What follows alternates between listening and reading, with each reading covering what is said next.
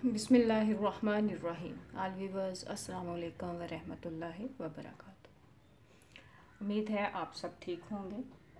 तो आज का लेसन स्टार्ट करते हैं। आज हम सीखेंगे कि नुक्ता क्या होता है और कैसे इसको बनाया जाता है और मुख्तलिफ नुक्ते किस तरह से बनाए जाते हैं। तो आइए स्टार्ट करते हैं।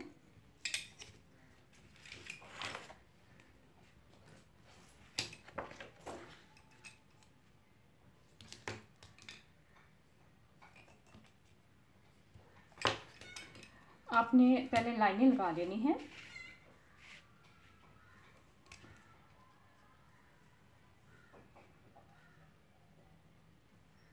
आप ये लाइनें लगा लें और ये आपने लाइनें हॉरिजॉन्टल और वर्टिकल दोनों लगानी।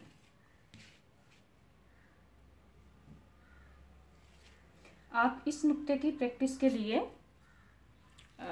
बच्चों वाली छोटी कॉपी भी ले सकते हैं, जिसमें छोटे बच्चों के लिए कॉपी आती है मैथ के लिए, जिसमें हॉरिजॉन्टल और वर्टिकल दोनों लाइनें लगी होती हैं। आप इस नुक्ते की प्रैक्टिस के लिए उसको यूज़ कर सकते हैं और उसका ये सिर्फ एक ही फ़ायदा है कि आपको वो लाइनें नहीं लगानी पड़ेंगी।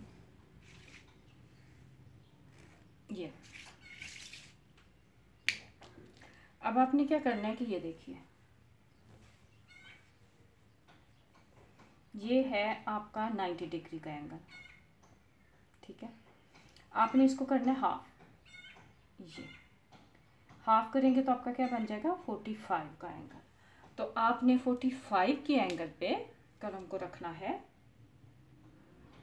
कट मैंने आपको बताया था क्या होता है। ये कलम की ये जो ये वाला जो कलम का होचम है, ये इसका कट है। ये इसके ऊपर वाली नोक है, ये इसकी नीचे वाली नोक है। तो ये कलम का कट है और हम इसको इस तरह रखेंगे। अगर हम ऐसे रखते हैं तो ये एक कट है और हम फिर ये लगाते हैं तो ये दो कट। ठीक है, एक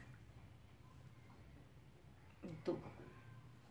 तो आपने इस तरह ये 90 एंगल है 90 डिग्री का और इसके दरमियान में आपने ये कलम रखी 45 के एंगल रख के आपने इसी एंगल पे 45 के ही एंगल पे आपने इसको ड्रॉप करना है। और जब ये ऊपर वाली नोक इस लाइन पे आ जाए, ये आप देख लें, ये ऊपर वाली नोक इस लाइन पे आ जाए तो आपने रोक देना। ये देखिए,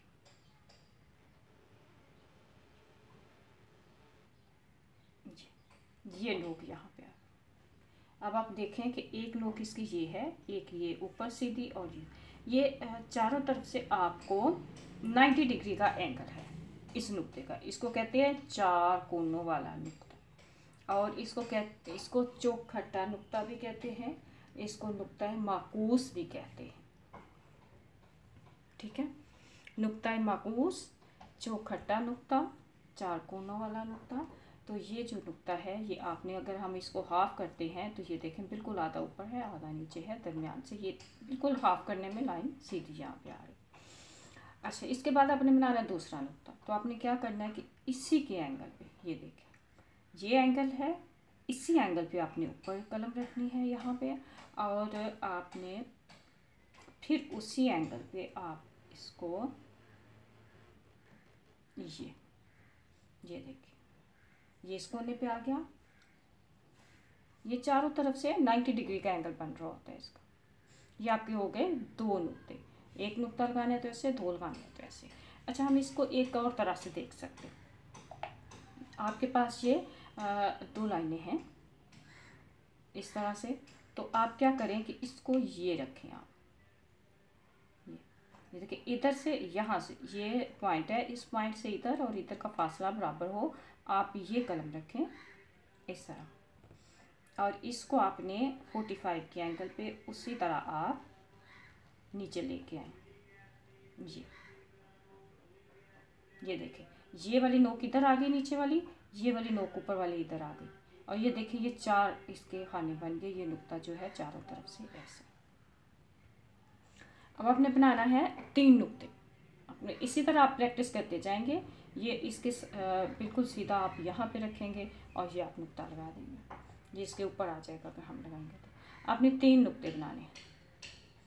जब आपने 3 नुक्ते बनाने हैं तो आप देखिए ये आपने बना लिया एक नुक्ता, ये 45 का एंगल। अगर आपका एंगल थोड़ा सा इधर या इधर होगा तो उस हिसाब से वो खराब हो जाएगा।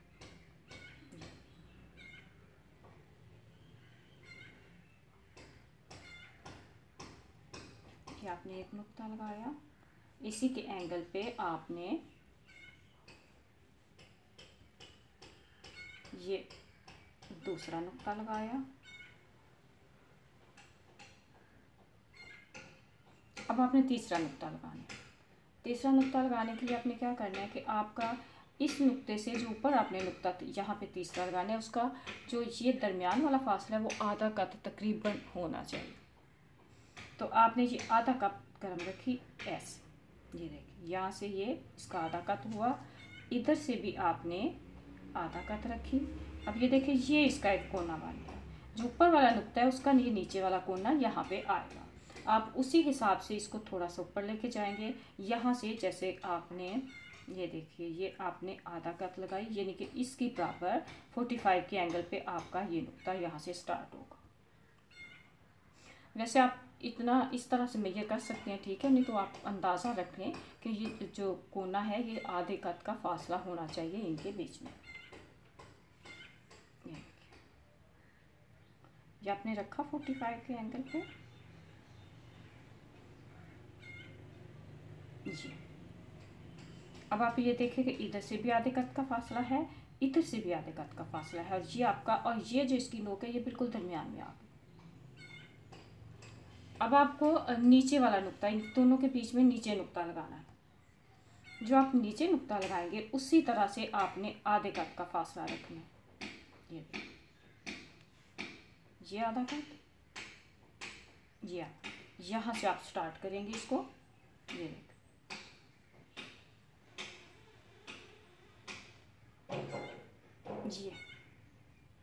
ये देखिए ये आधे कट का फासला, इधर से भी आधे कट का फासला, ये आपके 4 नुक्ते। अब आपने क्या करना है, और इसकी भी नोक ये देखिए ये सीधी, इन दोनों के बीच में ये सीधी नोक। अब आपने क्या करना है, एक नुक्ता, 2, 3, 4, इनकी आपने अच्छी तरह से प्रैक्टिस करनी है।